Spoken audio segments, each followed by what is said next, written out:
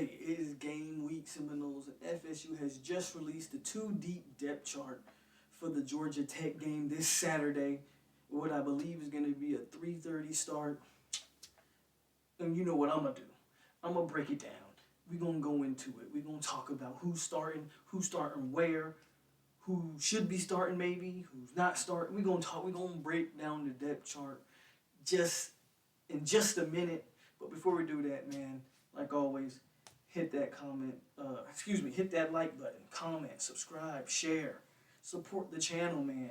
There's a link in the description if you want to support the channel, man. Check it out. Not asking for anything, not asking for much, but if you want to support the channel, please by all means. But anyway, bump all of that. Let's get into it, man. Let's break down this depth chart line by line, position by position, and let's see what we like and what we don't like. It's your boy, Polk County Noel. Let's get it, baby. All right, let's get into the two deep depth chart here for Georgia Tech this Saturday. As we all know, QB1 is going to be no one else but the Slim Reaper himself, James Blackman. He'll be leading the charge against Georgia Tech.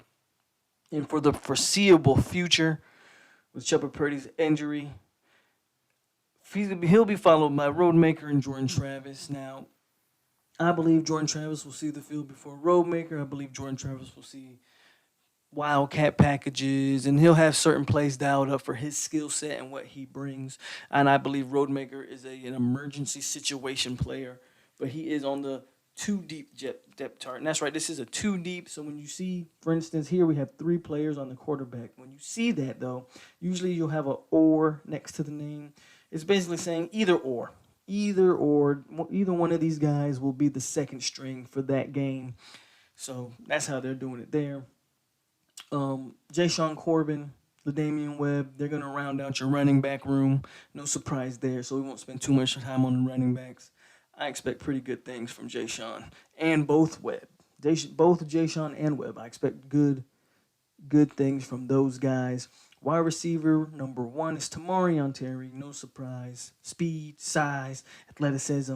Terry's got the entire package. Let's just see if he can put it all together in this year.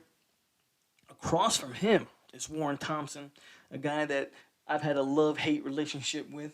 I'm very excited about his talent, not very excited about his behavior. So I've had a love-hate relationship with Warren Thompson. And then in that slot, you get Keyshawn Helton. Now, the interesting thing here with the starting receivers, not much. The backups are where I'm a little bit intrigued. We have Ontario Wilson behind Terry. Pookie's had a pretty quiet fall camp, but it's good to see that he's made the two deep, and he'll get some burn. Jordan Young behind Warren Thompson is a guy that I'm excited to see. I think Jordan Young's he has a ton of talent himself, and he's not a small guy at 6'2", 208, not small at all.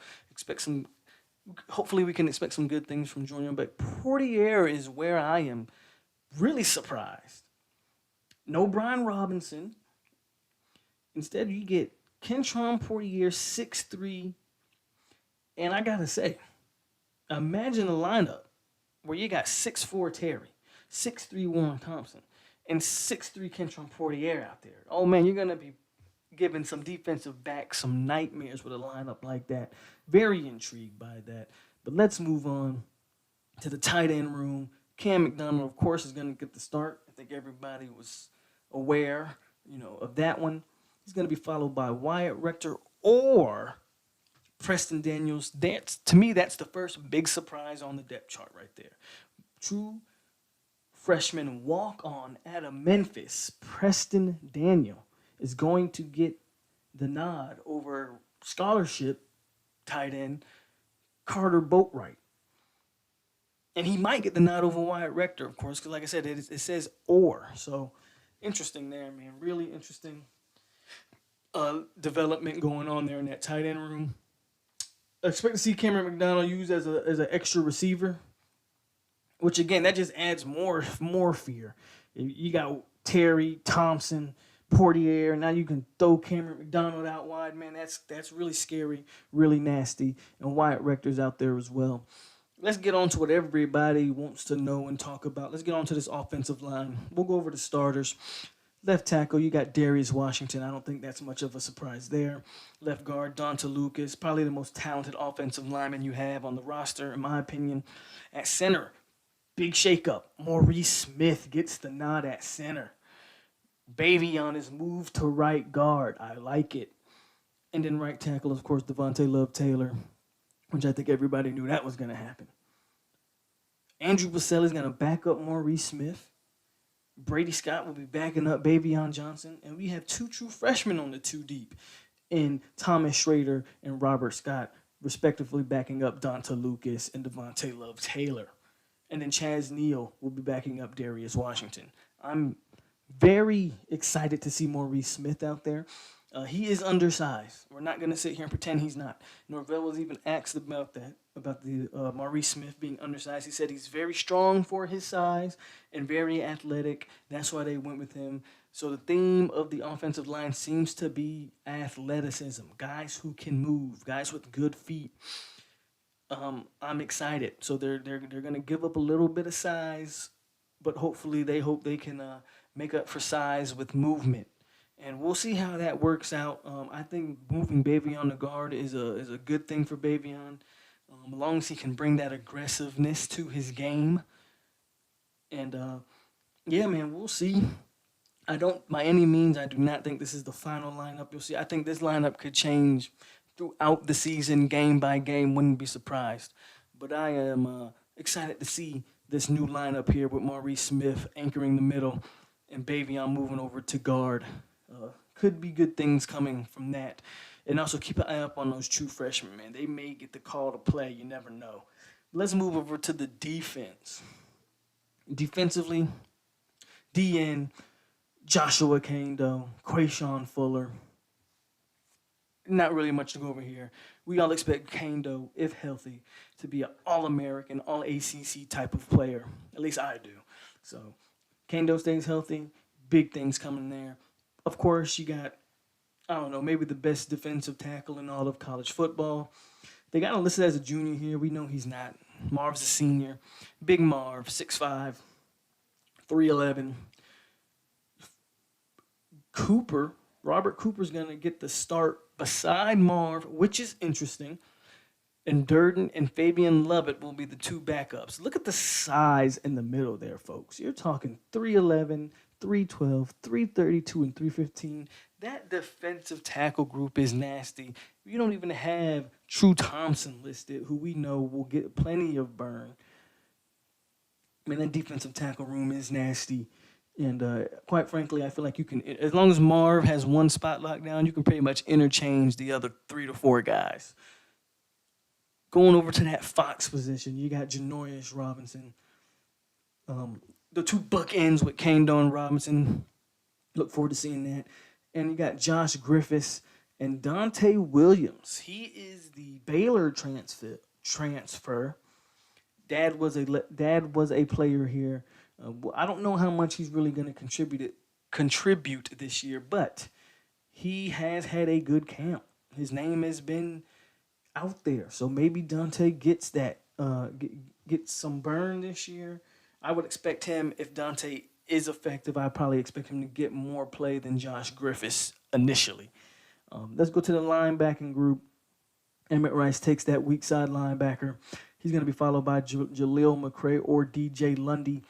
Middle linebacker is going to be Leonard Warner, Steven Dix, and that stud position is going to be Amari Gaynor, Caden DeLoach, or DeCaleb Brooks. So let's break down this linebacking core here for a second.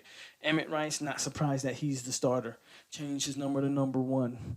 Followed by Jaleel McCray. Again, not surprised there. Lundy's a little bit of surprise that you would put him at weak side instead of the interior.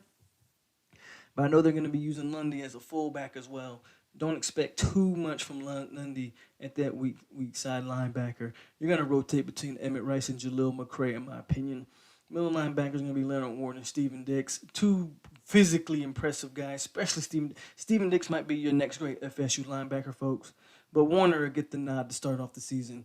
And Amari Gaynor and Kalen DeLoach, from everything I've heard, those two guys have been in a dead even sprint fighting over this stud position. Apparently, Kalen DeLoach has athleticism out this world, and we already know what a Gaynor can bring to the table.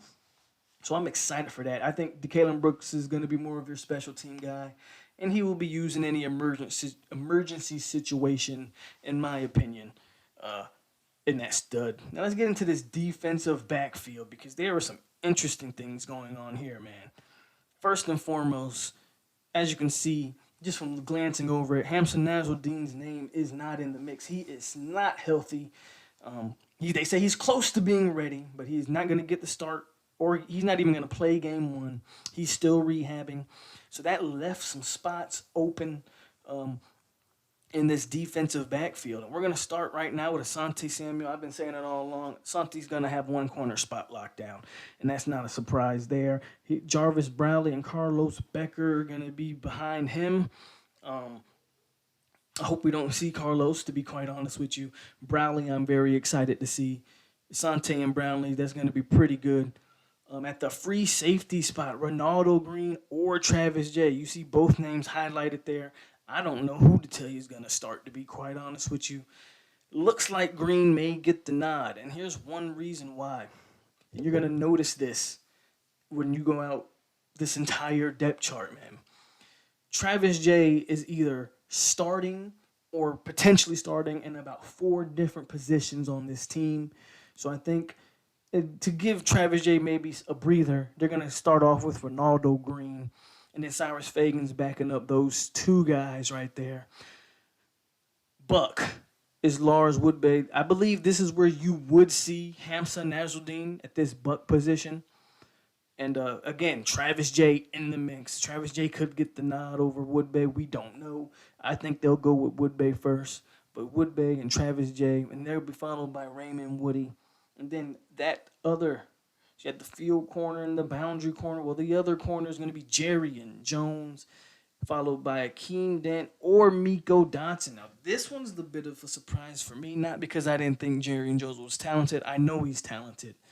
But they were saying that they were using him more as a safety during fall camp, and he's now the starting corner. I thought Miko would get that nod. I thought Dent had a legit shot from the way he had been playing this fall camp, but Jones gets the nod. I'm all for it. Looks good to me. A lot of talent behind Jones. And that's your defense. Again, now let's go to these special teams, man. You go to the returners. Look right down. Look at the returners. Travis J is on kick return. Travis J is on punt return. Travis J is everywhere on this team. They basically are saying this dude might be the best athlete on the roster, and they're going to find a way to get the ball in his hands. Travis J is on your kick returner, followed by Isaiah Bolden, who they've just recently moved to receiver. We know they want to get the ball in his hands. And he's got Corbin on the opposite side of him. And then Travis J is on punt returns. And then finally, your kickers. Ryan Fitzgerald is going to be your starting kicker. Or Parker Grothus. I think it'll be Fitzgerald. Mastrano Mano or Tommy Martin. I think it'll be Mastrano Mano as your punter. And then you got the long snappers, which I don't think anybody really cares about. But just so we can talk about it, Grant Glennon and Garrett Murray are your 2 long snappers. And there you have it, folks. That is the complete depth chart for the Georgia Tech game. Excited. It's a couple surprises, a couple things that intrigue me, man. I tell you, we got some exciting things to watch, man. We got some exciting things to watch. But like always, folks, thank you for tuning in. It's your boy, Polk County Noel. And as always, stay classy, Seminoles, and we out here.